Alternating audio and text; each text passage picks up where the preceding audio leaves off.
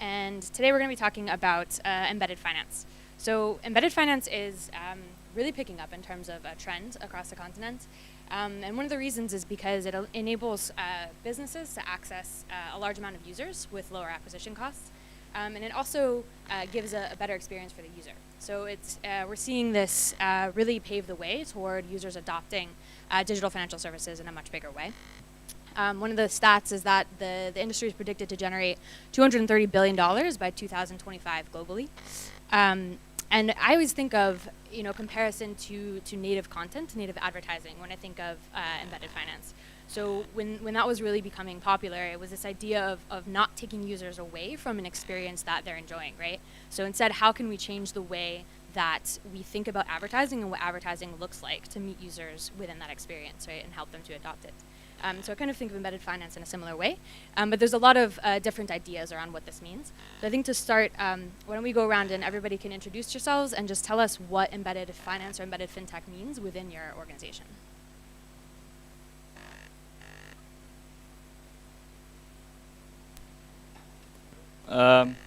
Starting with myself, this is Hossem Ali. I'm the co-founder and CEO of Fatura.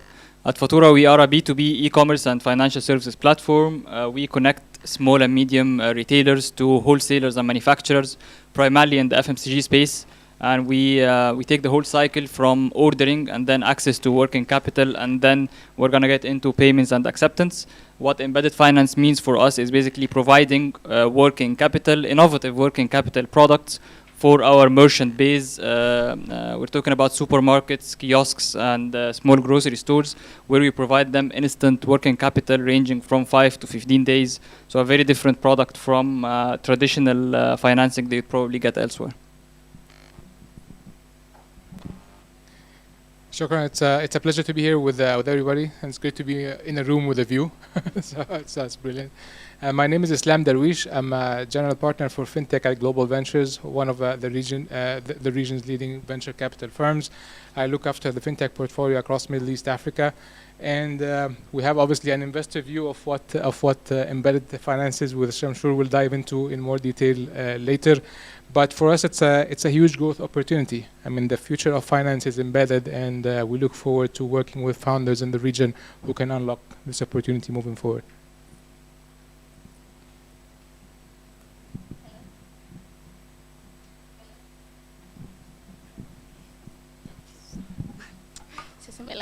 Hi, my name is Wairimu. I'm the country manager for microinsurance company in Kenya. What we do is we're an end-to-end insurance company, technically an InsurTech, where we design need-based products and embed them. Essentially for us in terms of embedded finance is how we see it is in a generation where we have a lot of millennials and Gen Z, what's the best way to actually increase the uptake of insurance, if not to actually add it to the current lifestyle of these generations? So that's what we do. We have a couple of arms within the organization. We have an underwriting, we have an AI company. So we do the whole end-to-end by leveraging on technology as well. I'm sure we will discuss further what we do in depth, but yeah. Thank you. Hi, I'm Mohamed Khattab. I'm the Chief Transformation Officer at B.TECH. B.TECH is the largest consumer electronics retailer in Egypt. We have more than 100 stores in Egypt. We also have a big and large marketplace e-commerce platform. And we started a consumer finance business. Speaking of embedded finance, we started a consumer finance business 23 years ago, so we were a little bit early to the party. And consumer finance now is a significant portion of the total business, and we have very exciting plans on how we plan to transform that as well inside of B.TECH. Okay, my name is Ayman Essawy. I'm one of the co-founders and GM of Lucky App. So basically, Lucky App is a credit-led commerce network where we connect users with merchants.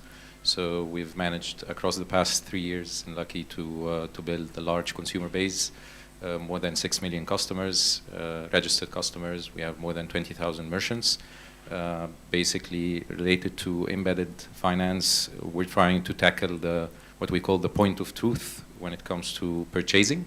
from consumers purchasing from merchants. So we're trying to take a shortcut a little bit and tackle that from the last point at the decision making of consumers while basically purchasing from merchants. So a typical basically fintech play and one of the use cases for embedded finance as well.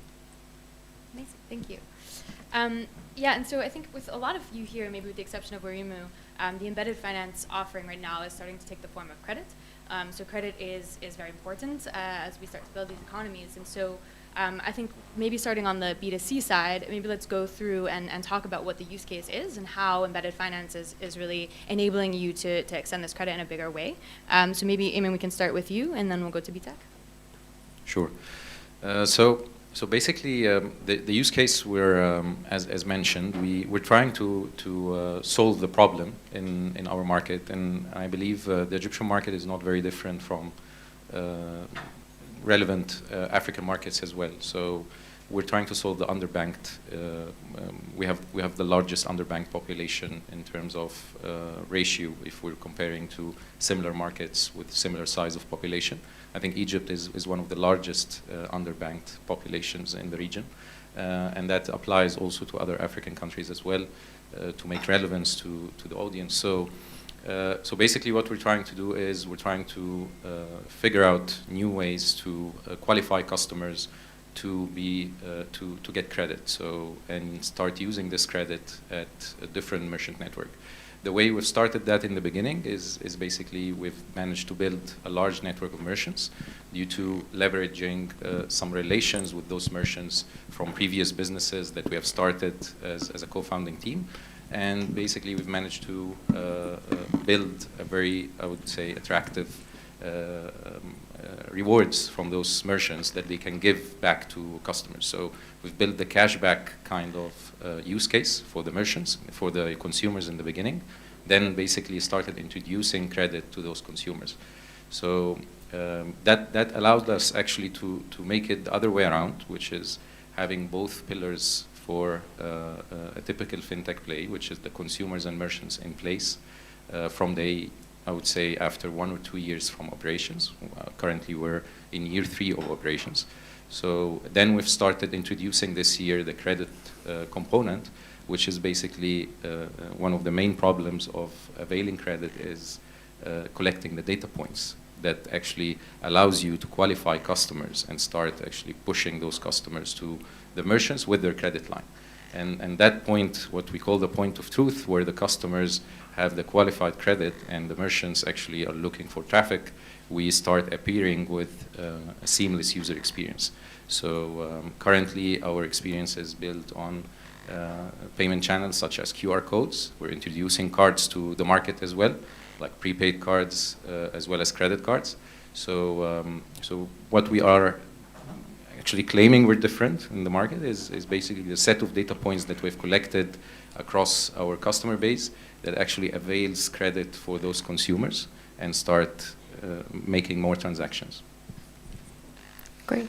Yeah, so our use case is simple in theory, complex in practice, which is basically offering financing up to maybe 4-year tenures to all of our customers, all of our millions of customers that visit our stores and our e-commerce platforms to buy electronics and appliances. And we currently just offer financing to those categories, and that's what we're strictly focused on. And the challenge here is the majority of our customers are underbanked, right? Very similar to what Ayman was just talking about. So how do you offer a financing, a very seamless, fast, and easy financing experience to a population which is the majority of the population is underbanked? So thankfully we've been doing this for the past 23 years, so we've gathered a lot of data and a lot of very interesting insights on kind of credit behavior. And the very big question is, how do you now capitalize all of that data to kind of provide an instant credit experience to all of our millions of customers, both digitally and in store, based on leveraging that underbanked kind of data. So that's really the use case we're very focused on. Great, thank you. And I'd like to hear from Fatura as well on the B2B side. Right. So our use case is I mean, it's different. I mean, that's the B2C side, but then I'd rather talk about why we went to our use case actually. Because in the FMCG market, in the traditional trade market, there is a big mismatch between the supply and demand in the financial side. You'd find the traditional retailer, they have barriers to get a loan, and that's not only data, and that's not only being qualified for the loan. So there's also a cultural barrier. If you go to a traditional retailer and you tell them take this loan with an interest, there's a big chance they would say no for ethical and cultural reasons. But then if you tell them take those products and pay me in credit or in 1 week, it will be fine. So in a way, in our case, it was if you don't do lending or if you don't do financial services in an embedded way, it doesn't actually fly. It doesn't work. On the other side, the banks cannot offer such products because they don't control the trade, and that's exactly what we did. We digitized the whole trade cycle so that we have the merchant on the platform, the suppliers on the same platform, and then we see the transactions, we see the flow of goods, and we see the data, and then based on that, we offer buy now, pay later products for the retailers. That's kind of the basic use case and value proposition. But then since we already have those transactions, you can customize this credit offering to any extent you want. So you can give the credit limit, it goes up and down by season, it goes up and down by supplier. You can even mandate specific products and specific suppliers for this credit limit. So based on the data that we have, we know exactly what each merchant needs and what credit limit we need to give them, when and to whom. So that's kind of where we come in. Great, and I think something that obviously is common in what a lot of you guys were talking about is this idea of looking at data, right? So I'd like to dig in a little bit more on what specific data points, what criteria you look at when you're evaluating either a consumer or in this case a merchant for credit. I think one of the things we're trying to do with Stitch is make it easier for businesses like you guys to be able to access someone's bank account and easily look at their transaction history and their balance history. But I know in a lot of cases if someone is not banked, obviously that's also not an option. So what are the exact data points that you look at and how does that help you to assess basically these criteria? So we can start on this end. Yeah, so in our case, it's pretty simple. So we have the consumer behavior data. That's basically what we focus on. So we've been monitoring, like for the past couple of years, number of, I would say, significant number of consumers doing transactions, whether to make savings, which is we've figured out that it's one of the main drivers for making a purchase. That if you're getting a saving, whether in the shape of a discount or a cashback, and that actually justifies the case why we have started with this. So we've seen across this a different consumer behavior across different sectors, the timing of the transactions, the spending patterns for customers. We've managed to segment those customers on our customer base. That helps us actually to be able to qualify those customers more. So it's more in the consumer behavioral trends. Yeah. So similar to what Ayman is saying, we've served millions of customers over the past 20 years just on the financing piece specifically. And based on the data over the past 20 years, we're able to see what type of customer defaults when, and on what type of product, and typically in what life cycle. And because we gather a lot of data when customers are applying for our credit program, where they live, where they work, where their kids go to school, how many kids they have, and we're able to do all of this kind of learning on that data. We're able to then automatically kind of match a new customer to a returning customer behavior and a certain segment, and accordingly identify in kind of in a split second what kind of the default chance is for that type of customer. But that's only based on, and we're relying on our data because we've been able to build that data over the past couple of years. But I think moving forward, as kind of the country matures and people start getting more and more involved into other kind of programs like Lucky and like all of the other stuff that's going on, I think this whole ecosystem will collaborate a lot, much more, and kind of build a credit bureau, if you may, for that kind of offering and use case for an underbanked population, because you need to put into context the underbanked kind of majority in Egypt and how you tackle that kind of question. Yeah,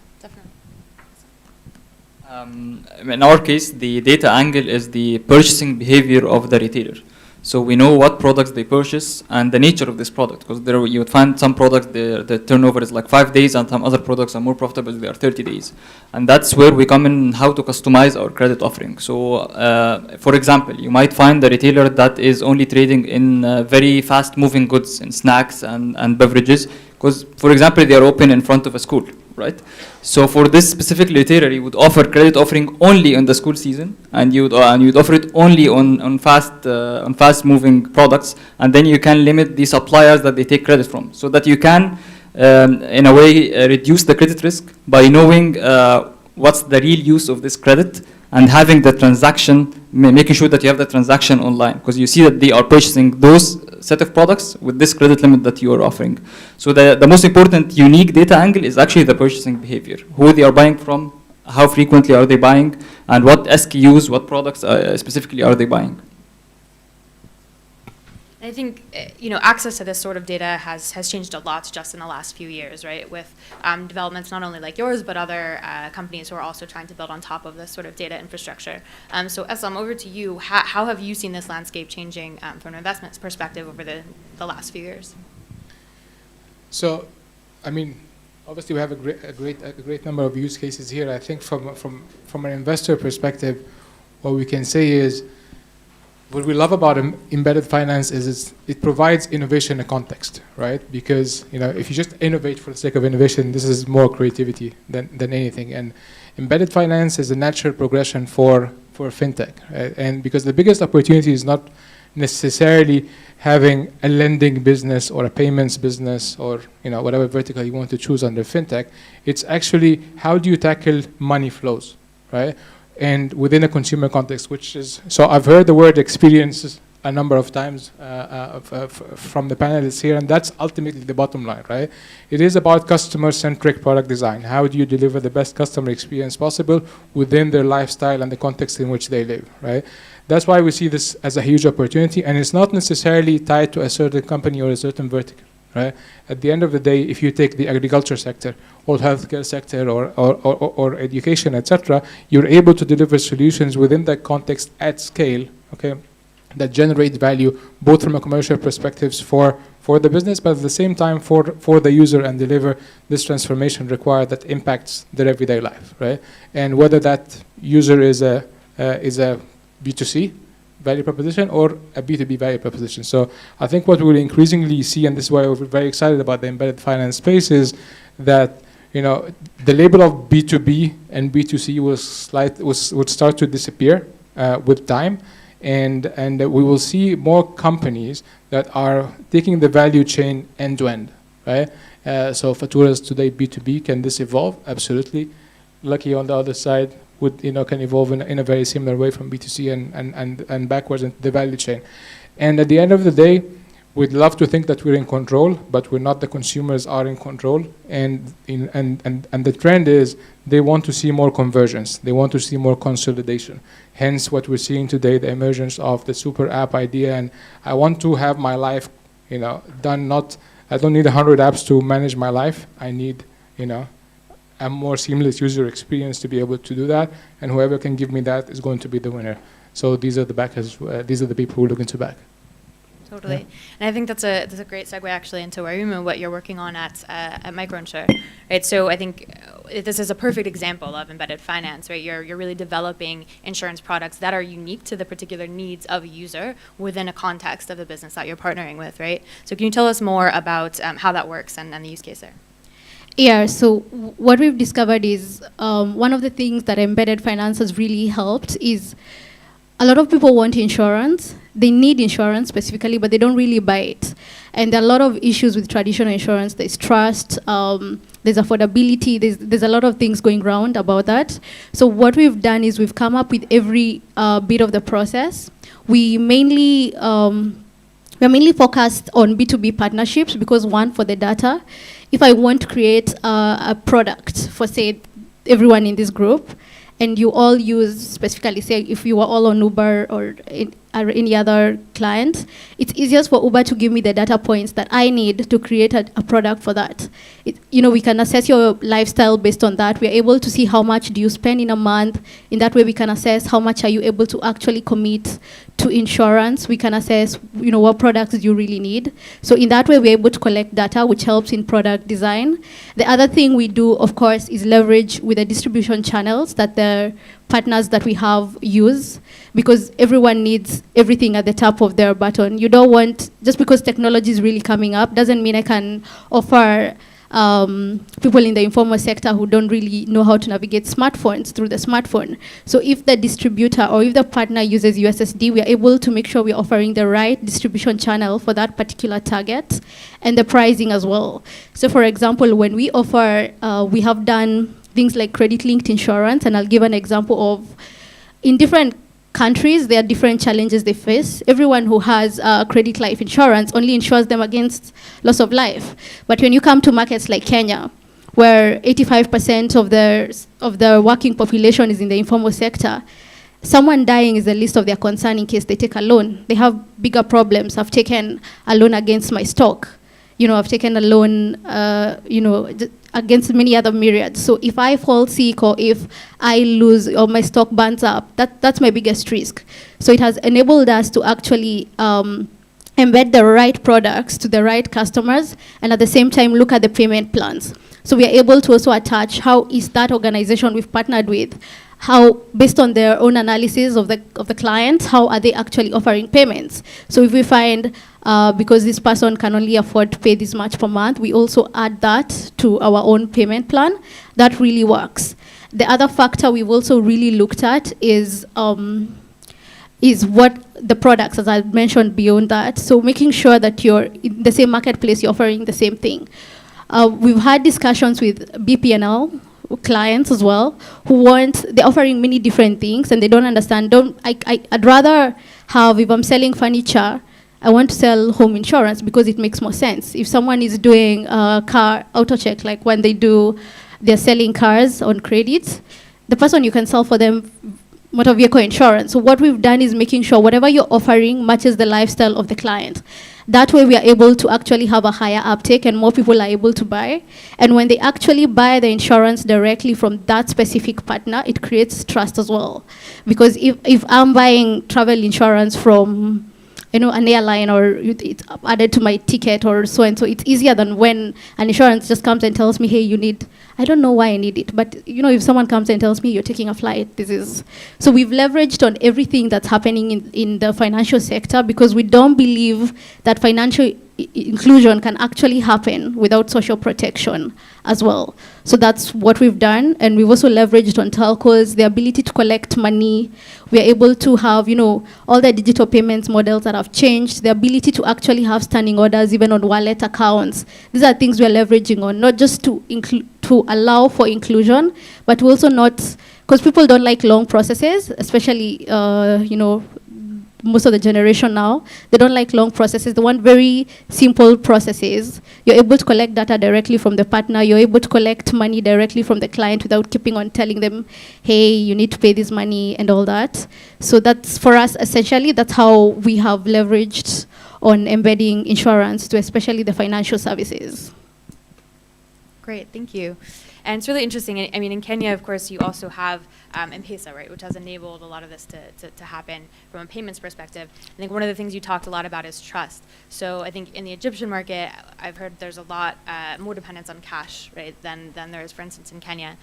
So I think over to you, Hossem, we talked about as a next step, trying to enable the merchants that are on your platform to start to accept digital payments from the customers that they're selling to, right? So how are you sort of overcoming that trust issue when it comes to cash and leveraging innovation in digital payments to make this happen? So I agree with you that there are some trust issues, but from our perspective, it will be more around the market pushing digital payments than having the luxury of trust or no trust. What will happen very soon is that consumers will go to the retailer, even if it's a supermarket or kiosk, and mandate that they buy with a cashless way, whether this is a card, whether this is a wallet, however it is. And then we intend to enable our merchants to accept digitally on our application, on our Fatura, so that they use this money, they don't need to cash out, they use this money to pay their suppliers. so that they have it end to end. And with this, we make sure that there is less resistance to accept digitally, because the real resistance comes from the fact that I get this in a virtual wallet and I cannot liquidate it, and then the supplier comes to deliver products to me, and then they need their payments in cash. So what we're solving the pain for the merchant, so that don't worry, accept from your consumers on Fatura, and with this money flowing into your account, you'll be able to use it to pay directly to your suppliers and wholesaler that you're dealing with, since they are all already transacting on the same platform, which is Fatura. Amazing. And B.TECH and Lucky, how are you leveraging innovation in digital payments and sort of overcoming these challenges on the consumer end? Yeah, so I give one use case, because I think what's happening in Egypt is extremely interesting around all of the new solutions that are coming up, especially on the aggregation side. So one big pain point we had, as an example, is our customers were forced to have to come to our stores to pay for kind of their monthly installments, right? And when you have millions of customers paying for their installments, that's a lot of traffic inside of a store that you typically want to kind of streamline in some way or another. Now that there are a lot of kind of aggregators in the market that offer multiple kind of collection payment methods, be it Fawri, be it Masari, be it be it all of the other players in the market, it helps us a lot in just kind of integrating with one payment platform that aggregates everything under one umbrella, and then offers that as a use case as a solution to our customers, that you don't need to kind of have to force to come into our store every single month to pay for your installment. You can do that in the nearest kiosk, or you can do that through your bank account, or you can do that through an app, and really digitize that whole operation. So I'm just giving one example of a use case on the collections piece, which is a very big pain when it comes to us as and our consumers as well.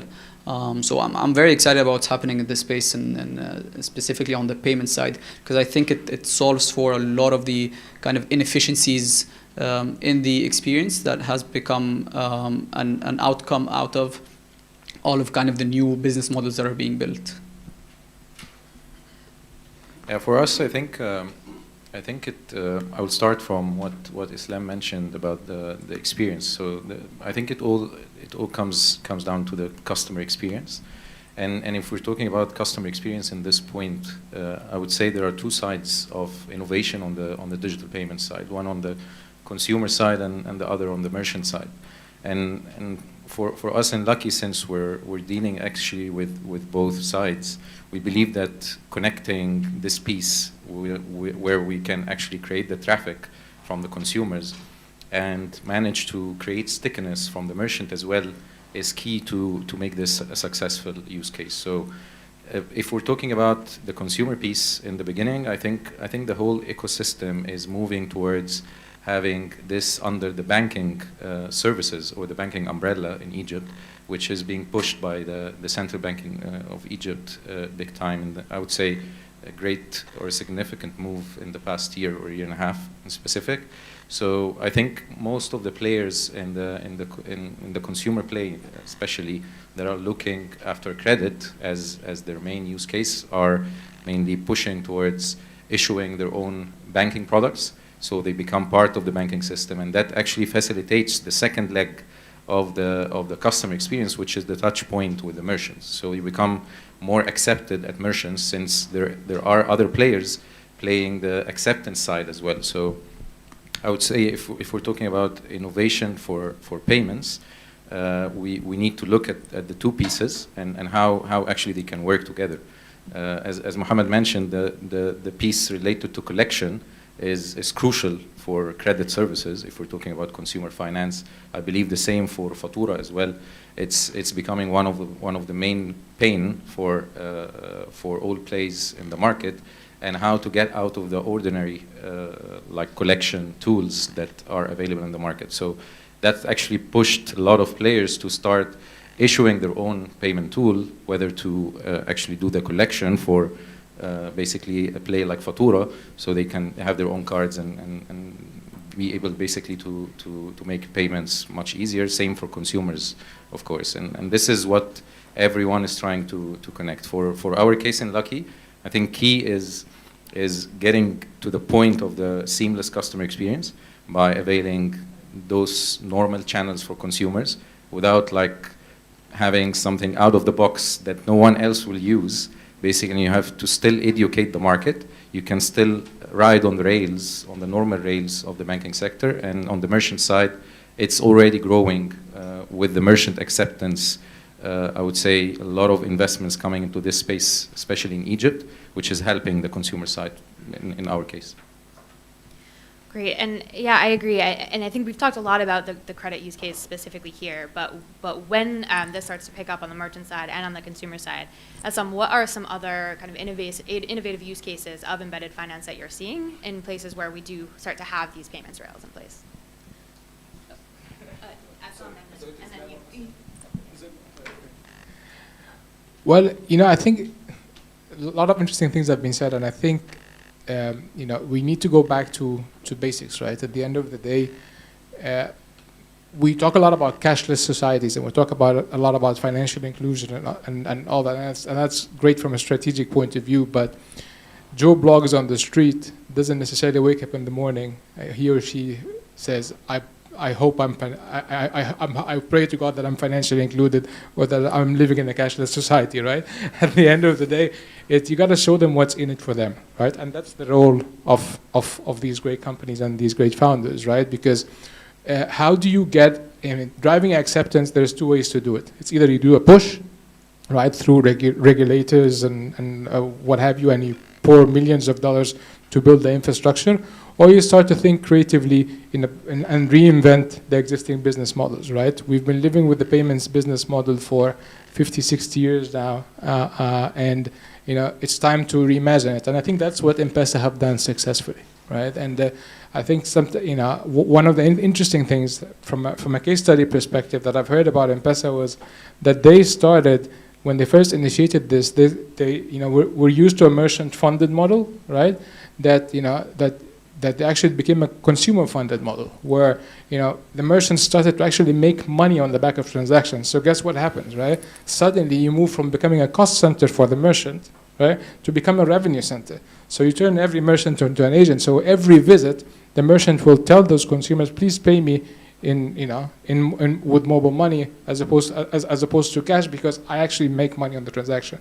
So I'm just giving this as an example, as a way of reimagining business models. And I think while we tend to follow in the developed world what's going on in the rest of the world in terms of trends, I think we're going to start, hopefully in the very near future,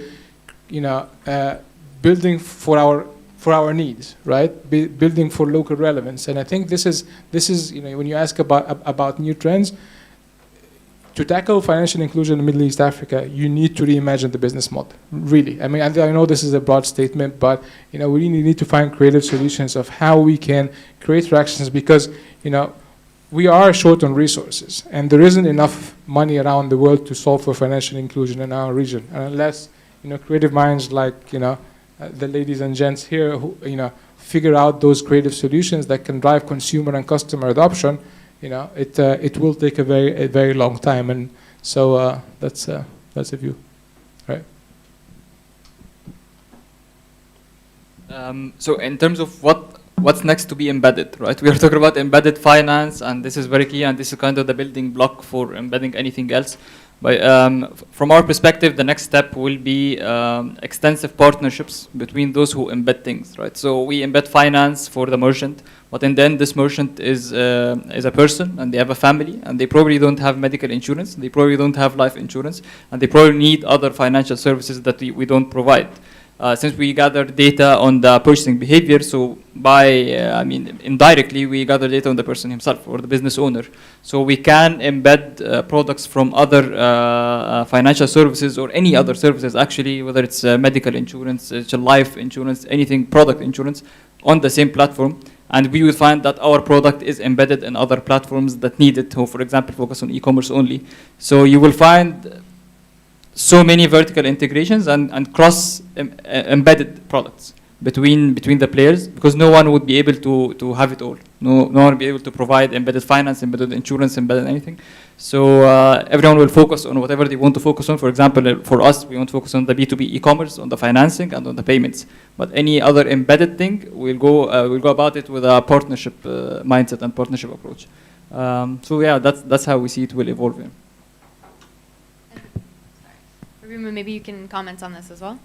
Yeah. I agree with you fully, because we have found that's what works best. You have your key, you have your key value addition, and then we come in so that as yourself, you're able to provide a one-stop shop for your customers, and we come in and help you provide insurance, because we are the ones who know how to do it. We'll be able to just leverage on the things you have, but we, like you've mentioned, you know your customers, they have a family, you have data points, so we just design something that works for them. We embed onto your existing systems as well. We'll embed into how you collect payments, how much they pay, what TATs do you work with. We can pay out claims in faster turnaround times. Do we really need them to be filling forms? No. Just take the data that you have. We found that actually one of the things that really annoys people is making them feel people don't like filling forms anymore. So we found half the things that insurance companies traditionally ask for, they're not really needed anymore. You can collect those things at point of claim. So we make the process very simple. We can just collect basic, bare minimum data. The rest can be verified later. And you find every fintech or any financial institution now has this bare minimum data. You'll pick the name, of course. You probably have an identification and a cell number. Then everything else can be done later. So yeah, I think these partnerships are already there. We're already doing this. And it needs to just be boosted as we go. But these are things that need to be there so that people can have just a one-stop shop when they go to the partner. And that's why I was also talking about trust. Because you find if I come to Egypt, and we don't have MicroEnsure here, and I tell them I have this insurance, it's how much you're paying, the uptake will be very low.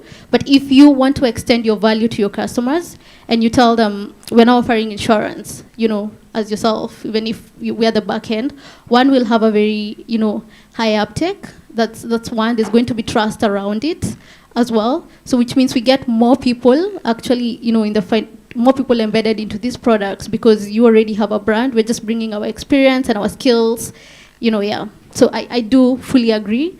The future of all other financial services will mainly be centered around partnerships. Yeah, that's really interesting. Do you want to say more on that? Yeah, I just wanted to touch point about, since we've mentioned partnerships, I think we need also to give a portion for this for the banking, the existing banking system, and what's the role and how they can support that. I'm just brainstorming this topic since we've mentioned that. I mean, every use case we're talking about actually requires, one of the components are the existing banks, since most of the regulations coming from whether the Central Bank of Egypt or other central banks basically in our region are still requiring you to write the rails of existing banks to do the issuance side, whether for cards, whether for payments, even when it comes to payment aggregators or payment facilitators. So I think we might also just bring this topic to have this discussion, and what's the role of the banks maybe going forward. So I would like actually to get the views of my colleagues here. Yeah, that's a tricky one, I would say. I don't know. The role of the banks should be theoretically adopting to such offering and providing, for example, those very innovative short-term loans and acting to a dynamic credit limit. But is that for example, that's from our perspective. Would that happen soon? I don't think so. I think we think the role of the banks for us is the back end of the operation. For example, if we do acceptance, it will be the bank, right? So there is a bank account, there are bank transfers. It will be the backbone or the back end of the operations. But anything that is customer facing, I find real difficulty in doing that with the banks, with the bank currently in the current setup with the current mindset. But maybe soon we will see a shift to this. Yeah. Very good question. So I think at the end of the day, I honestly believe in a world where there is a business model where everybody wins, right? In partnerships, whether it's on fintechs, networks, banks, etc. Right? Again, back to the previous point, we just need to get a little bit creative with what we're currently used to. I think it was once said that banking is always going to be important, but banks in their current structure, maybe not, depending on the future. So I think what's probably going to happen is just simply a change of roles, right?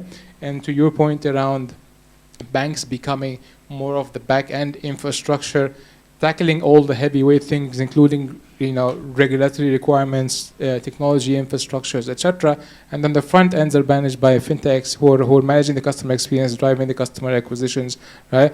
And within that context, it's a win-win scenario, right? Because at the end of the day, you're giving the banks access to new potential customers which they're currently not able to access, right? And they're giving you the infrastructure to be able to play and scale, right? So I think that kind of model, I think we're starting to see that emerge for sure here in Egypt with banks actively participating in the ecosystem, whether directly from an investment standpoint or through commercial partnerships. But yeah, it's going to take a while. But again, just building on the previous points, I think the end game here is going to ultimately be creating scalable marketplace environments, right? Especially from a technology point of view, right? We're going to start seeing much more of the banking as a platform, banking as a service emerging. And that's really the only way we can solve at scale for the challenges we have here in Egypt and for the region, right? Because waiting for the legacy to change doesn't work, right? It's building on what you have and finding creative solutions to help to build on and move things forward. Yep. Amazing. Thank you. I totally agree. And that's a great way to end it. So thank you so much for your time, everyone. Appreciate it. Thank you.